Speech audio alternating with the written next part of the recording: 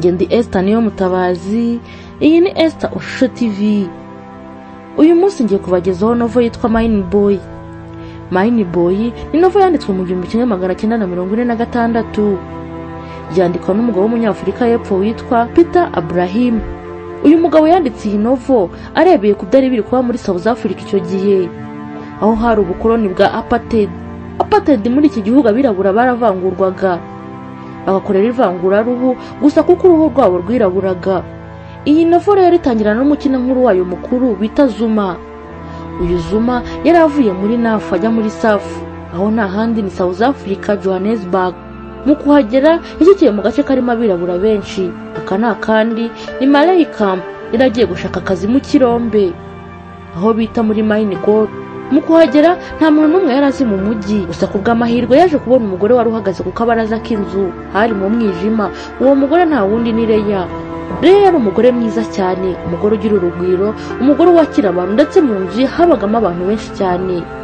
Muri abo habagamo abo bitaga Daddy, Dadra, Mampranka, Joseph n'abandi. Uyu Zuma mu kubona uyu mugore hari mu mwijima, aramuvugisha, ariko Leya yibaza umuntu uri kumuvugisha. Amubwira ko atarimo kumubona. Leya yaragezanye toroshi aramumurika aramureba. Mu kumubona yabonye ari umusore rwose ushikamye, ufite imbaraga kandi muremure. Yumvise ikibazo cye aramwakira. Yamubwiye ko ashonje kandi afite inyota kandi ko nta naho kurara afite. Leya yamuhaye icumbi, amuha n'ibyo kurya. Ariko mu kumugeza mu rugo babandi bose babaga kwa Leya batangiye kumwibazaho, baryana inzara. Ndetse witwa Joseph uyu ni murumuna w'umugabo wa Leya. Yatangiye kubaza Leya niba uyu atari umugambanyi azanye cyangwa se atari maneko ya polisi ije muri urwo rugo, kuko babaga bikeka maneko za polisi. Uyu Leya yakoraga inzoga z'inkorano. Izi nzoga ntabwo zari zemewe na leta, dore ko abirabura nta kazi bagiraga. Yasabaga kukihimbira cyangwa se nyine kujya kwemera kuba umucakara w'abazungu. Leya rero mu kwishakira akazi yari afite urwengero rw'inzoga bakoreraga iwe mu rugo. Yengaga inzoga z'inkorano ariko zitari zemewe. Aba rero batangiye kwikeka ko uwo Zuma yabaje kubaneka, ariko Leya bamara impungenge, dore ko bahagurutse bagiye no kumukubita. Ariko uwo bita Mampranka aritambika, ndetse na Leya bamara impungenge, ababwira ko ari umuntu gusa uje kwishakira imibereho mu mujyi. Yaramwakiriye, amwereka n'aho aruhukira aho kuryama. Gusa mu kumuha icyo cyumba yamubwiye ko nubwo akimuhaye ariko ari icy'umwisenge neza uri mu kazi. Uwo nta wundi ni umukobwa bitaga Eliza. Uwo Eliza ntiyabaga aho ngaho umunsi ku munsi, yabaga yagiye kuko yari umwarimu kazi. Zuma yaryamye muri icyo cyumba ndetse aryamamo yishimye. Umutima yashimiraga Leya umuhaye icumbi akamuha n'ibyo kurya. Bwarakeye mu gitondo. Bukeye mu gitondo Zuma nta muntu n'umwe yabonaga. Mu kutabona umuntu n'umwe yakomeje gutembera muri urwo rugo yegera imbere. Mu kwegera imbere yabonye uwita Daddy arimo gutaka cyane, atabaza avuga ko abagore bicanye barimo kurwana. Muri abo bantu bari aho ngaho ikivunganzoka bahuruye, nta n'umwe washoboraga kubakiza kuko yari intambara yiteye ubwoba. Ariko uwitwa Leya nka nyirinzu yarahageze, yavuze ijambo rimwe gusa abo bagore bose bahita batuza. Aba bagore yafashe uwari hejuru y'undi aramufata aramujugunya hirya.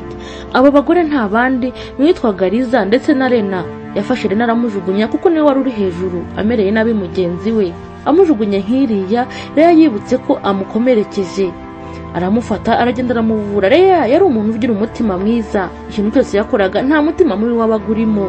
Uko mu kubakiza, amaze kubakiza yagiye gutegura amafunguro. Arimo gutegura amafunguro yasabye witwa Daddy ko yatangira akabwira Zuma ibibera mu mujyi, mbese nyine nk'umunyacyaro atangira amwigishe, amubwira imibereho mu mujyi n'ibindi.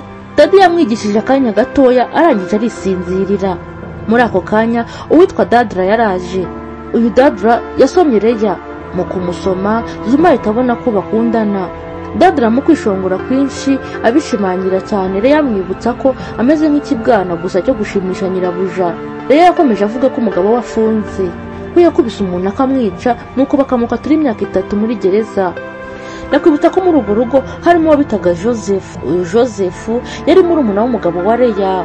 Uwo Joseph yabajije Leya niba yizeye neza Zuma. Leya amumara impungenge amubwira ko nta kibazo. Zuma yahise abwira Leya ko ashaka akazi ko kujya gukora mu kirombe aho bita muri Mine Gold.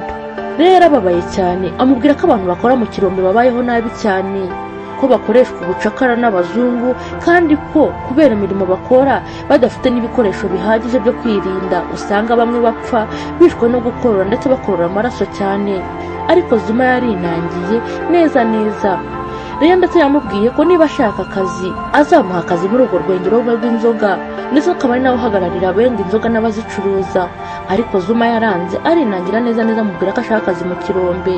Nuko Leya atabyishimiye ariko amwemerera kuzamuhuza n'abantu bakorayo dore ko yarazanye n'abantu benshi nk'umuntu wacuruzaga inzoga.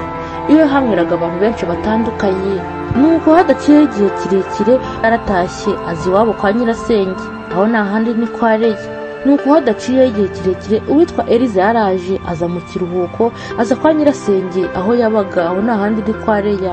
Uyu Eliza yari umukobwa wize nkuko nabibabwiye, yari mwarimukazi, yari yarize ndetse yari wa muntu ufite ubusirimu bwinshi uri civilized ndetse yashaka kubaho nk'abazungu. Imyitwarire n'imico ye n'ingeso ze yitwaraga nk'abazungu. Mu kuhagera yahasanze Zuma yari umusore muremure ndetse ubona afite imbaraga.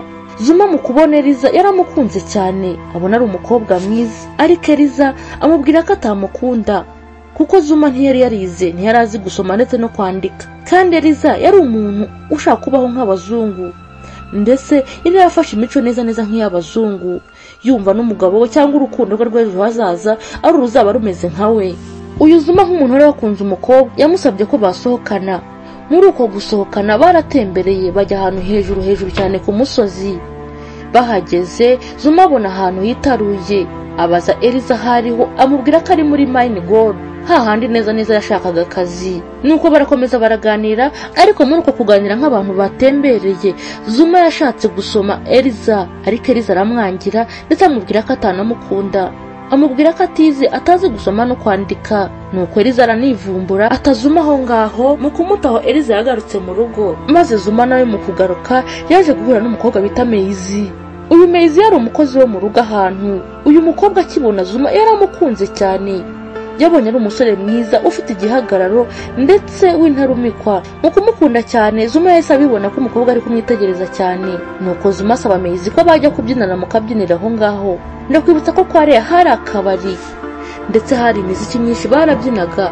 Abaturage benshi babirabura babaga bibereye aho kwa Leya bishimisha.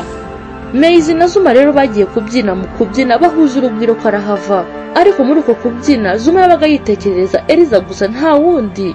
Eliza mbese yari wa mukobwa wamutwaye uruhu n'uruhande, yari yaramusariye. Wibaza ko yari kumwe na Maizi ariko arimo yitekerereza Eliza gusa. Nuko muri uko kubyina no kwishimisha byararangiye Maizi aritahira. Mu gutaha Zuma yagarutse mu rugo kwa Leya, yongera kuhabona Eliza. Uko yamubonaga yumvaga umusatsi umuvuye ku mutwe, mbese yaramubonye aramukunda bimwe bya nyabyo. Ariko Eliza ntabwo yamukundaga. Eliza yaje kugira umushyitsi bakoranaga w'umwarimu, wambaraga nk'abazungu ndetse avuga n'icyongereza cyinshi. Uwo kuri Eliza yari umugabo w'inzozi ze, kuko yumvaga ashaka umugabo uzamushyigikira mu rugendo rwo kubaho nk'abazungu ndetse no kwitwara nk'abo. Uwo mugabo yari amuhagije, yumvaga ari we mugabo w'inzozi ze. Ibyo byababaje Zuma cyane. Ku rundi ruhande Leya nk'umuntu wari wasabwe ubufasha na Zuma bwo kumushakira akazi mu kirombe, yamuhuje n'iyo bita Johannes yakoraga aho ngaho mu kirombe. Nuko Johannes aramujyana ajyana Zuma mu kirombe gusaba akazi. Mu kugerayo akazi barakamuhaye ndetse bamuha na boss witwaga Padi. Ariko mbere yuko Padi akamuha yamusabye gusunika truck cyangwa se icyo bita igikamyo kirimo umucanga wuzuye no hejuru. Ngibyo byashoboraga n'abagabo babiri, ariko abimuha rumwe ngo arebe ko amugerageza rero kuko niba azagashobora. Zuma yarasunitse mu gusunika ndetse aragisunika cyane. Nuko abaraho bamukomera amashyi, ariko muri uko gusunika yarakomeretse. Ariko nyine akaza arakabona. Mu kubona imbaraga n'umurava afite, uwo bita Padi nka boss we yahise amuha kuyobora iyo kipe yose. Zuma nuko yabaye umuyobozi mu kirombe. Reka turebe ese kuyobora byaramuhiriye. Reka dukomeze iyi nkuru. Zuma nyuma yo kubona akazi yagarutse kwa Leya. Mu kugaruka Leya yasabye Joseph ko amuherekeza bakajya guhaha. Leya yabwiye Joseph ko agomba kujyana na Zuma akajya kumwereka ibibera mu mujyi hari kuwa gatandatu, umunsi w'ikiruhuko kubirabura muri ako gace. Joseph yafashe Zuma baragenda. Bagezeyo Zuma yarumiwe, yabonye ibintu bitangaje cyane muri uwo mujyi. Yabonye abantu bari kwishimisha, banywa barya amafaranga yabo, arumirwa. yararebaga kumirwa akabona ubuzima bw'abanyamujyi babayeho butandukanye cyane n'ubwo mu cyaro. Bakiri aho babonye abantu bambaye neza cyane. Ku rundi ruhande babona abantu babiri bahagaze b'abametisi bari Kalale, ni ukuvuga babaga bafite umubyeyi umwe w'umwirabura undi ari umuzungu bavanze. Mu kureba ku rundi ruhande babonye abantu bambaye neza cyane babiri. Babona abaturage bari kuburuka inyuma ikivunga cy'abaturage. Ku rundi ruhande hari abantu babaga barwana bari kureba ngo wanesha undi bisa no kwishimisha. Zuma yarabibonye abona ko bahaze bafite umwijuto nk'umuntu w'umunyacyaro, yibazaga ibyo bintu biri kuba ibyo ari byo, yabonaga ari nka filime ari kwirebera. Icyo kivunge rero cy'abantu bakurikiraga abo bantu bari biyambariye neza cyatumye polisi ziza. Haje imodoka ya polisi agenda hasimbuka umupolisi umwe umwe. Abaturage mu kubabona reka mwibutsa ko ku gace kari akabirabura nibo bari biganjemo cyane. Aho rero nta mahoro yabaga hari. Polisi z'abazungu zabaga zibamereye nabi. Mu kubona icyo kivunge polisi yazanye imodoka. Izana imodoka iyo twagereranya na pandagari. Yaraje abaturage batangira kwiruka umwe, ariko Zuma nk'umuntu utaruzi ibyo ari byo yarahagaze, ndetse n'aba bagabo babiri bagumye bahagaze. Ndabibutsa ko ari abagabo bari Kalale n'abametisi. Mu kuguma guhagarara Joseph yarasakuje cyane abwira Zuma kwiruka, ariko Zuma yanga kwiruka avuga ko ntacyo yakoze. Aravuga ati njye ntacyo nakoze nawe nirukanswa n'iki. Ntiyarazi ibibera muri ako gace. Joseph yarasakuje cyane amubwira ko niyo ntaba nta kintu yakoze agomba kubona polisi akiruka nk'umwirabura. Reka turebe abazungu bitwazaga iki mu gukoloniza ababirabura no kubatsikamira. Aba bazungu bamaze kugera muri South Africa bitwaje ijambo ry'Imana riri muri Bibiliya, batangira kuvuga ko kera habayeho umugabo.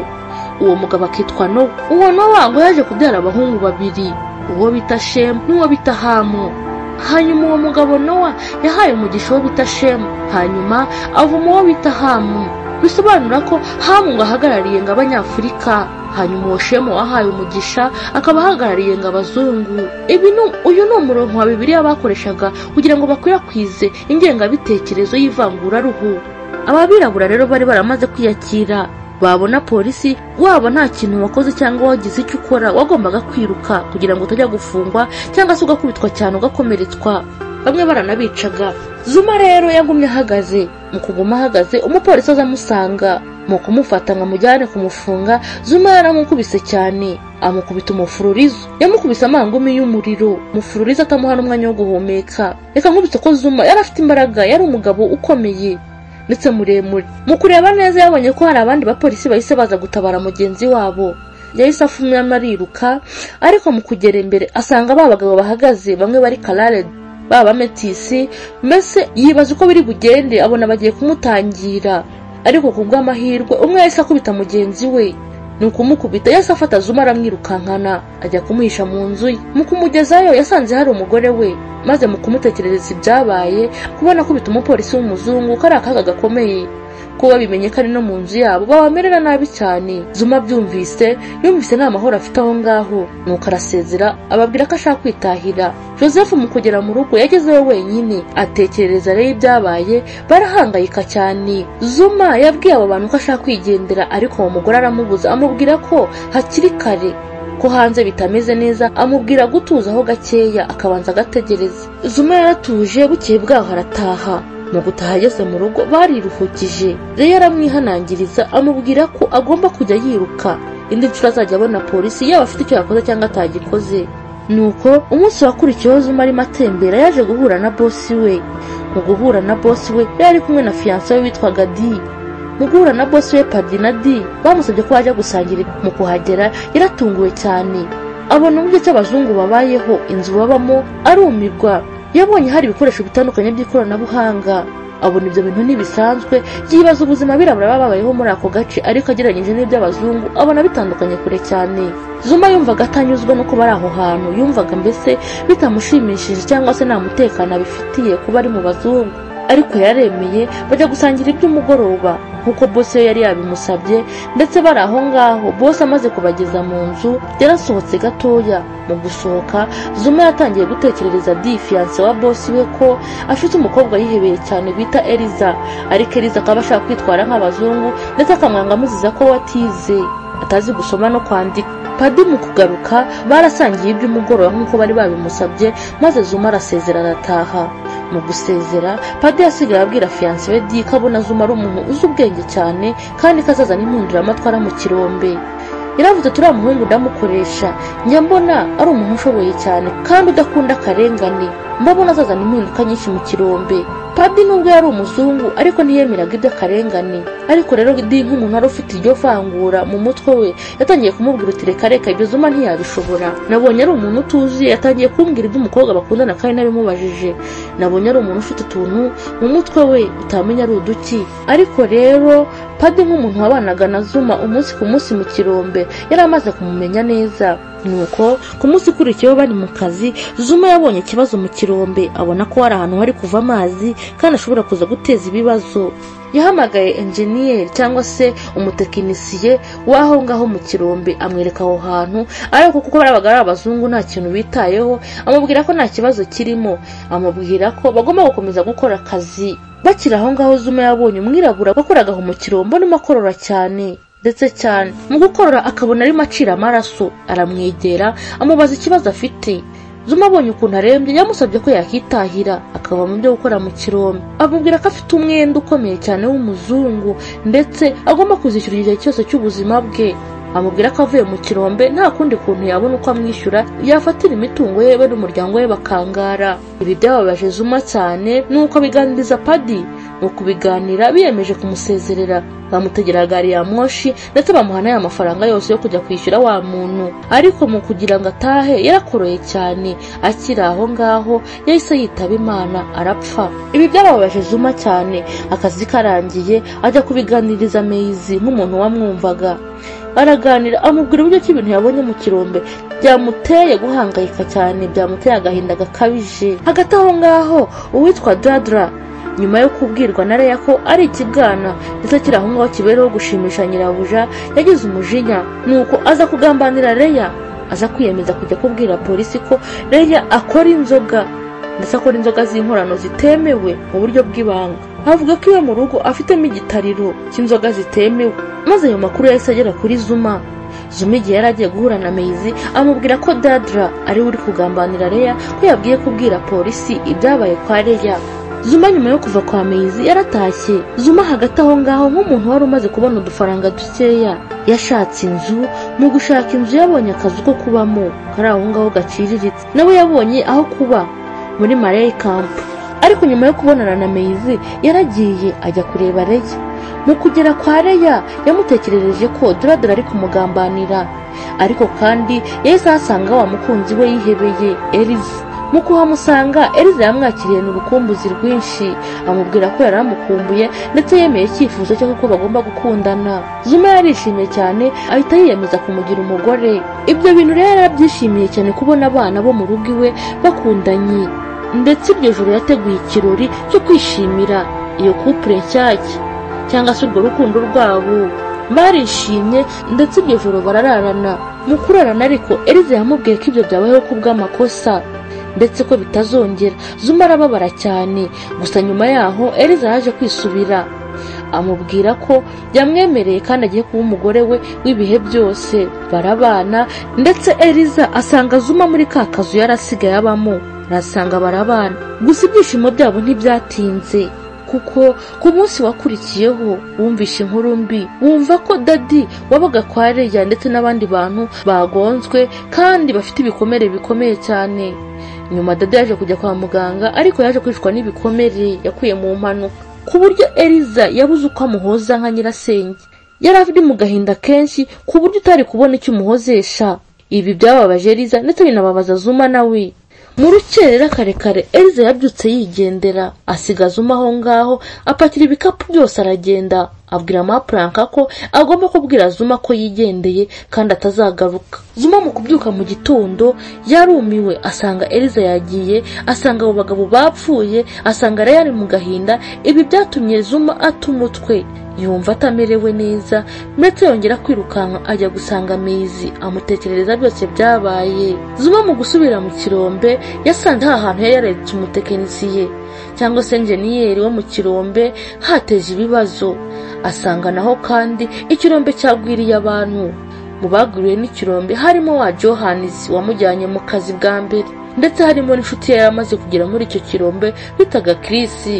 Asanga abo bagabo bombi bamaze gupfa. Ibi byatumye Zuma asa n'ugira nk'ikitwihahamuka, agira agahinda gakomeye, ahita asaba abakozi bose ya groupe yose yakoreshaga guhagarika akazi. Ariko umumana wari uri aho ngaho n'abandi bayobozi baraho b'abazungu bashaka kuguma gukandamiza abirabura ndetse no kubakoresha ubucakara, ntabwo babyumvaga uburyo ki Zuma ari guhagarika abantu gukora.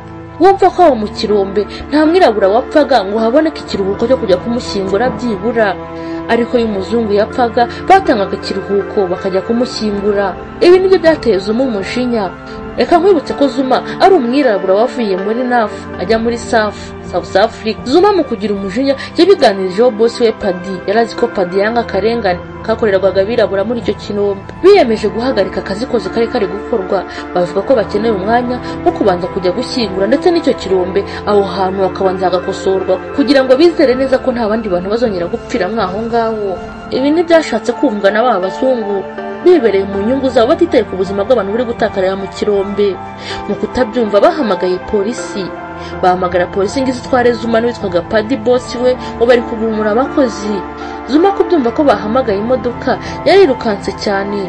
Mu kwiruka ahunga yagenze ahantu kanini cyane asanga Mezi. Mu kugira kwa Mezi yamutekereje ibiri kubera mu kirombe, amubwira ko isaha n'isaha polisi iri buze kumujyana. Yamusezeranyije ko yamukunze cyane kandi ko ari we muntu buri gihe yirukanyira afite ibibazo. Aramubwira uti Mezi, nindamuka ngarutse mvuye muri gereza cyangwa se nibandekura, nimba umwere ngataha nzaza twibanire dukora ubukwe ubundi twibanira akaramata. Hagati aho Zuma yabwiwe ko Leah nawe yafunzwe, bako yatawe muri yombi bizize ka kagambane ka Dadra. Babwiye polisi ko Leah akora inzoga z'inkorano kandi zitemewe. Zuma byaramucanze. Zuma buri icyo akora, Zuma agahinda karamwica, umujinya uvanze n'uburakari biramusaga. Zuma yafashe urugendo ajya kwitanga kuri polisi. Gusa abaturage bo muri Malay Camp basigaye bababaye cyane, bafite agahinda n'intimba ikomeye, bibaza uko ubuzima bugiye kumera. Zuma bavuganiraga mu kirombe baramufunze, ndetse na Leah wabahaga ibyo kurya n'ibyo kunywa ku buntu nawe baramufunze. Abaturage bacitse intege. Mezi nawe nta kindi yakoze ko ari ukwizera gusa, nta kindi yakoze gusa yagumanye icyizere ko umugabo azaboneka umunsi umwe bakabana, bakaba umugore n'umugabo. Reka twizere ko Mezi atazamera nk'awa mukobwa w'umunyarwanda wategereje amajoro n'amajoro bikarangira umukunzi ataje akagumirwa. Naha dusoreje iyi novo yacu. Njye na Esther niyo Mutabazi. Iyi ni Esther Official TV, ndabashimiye.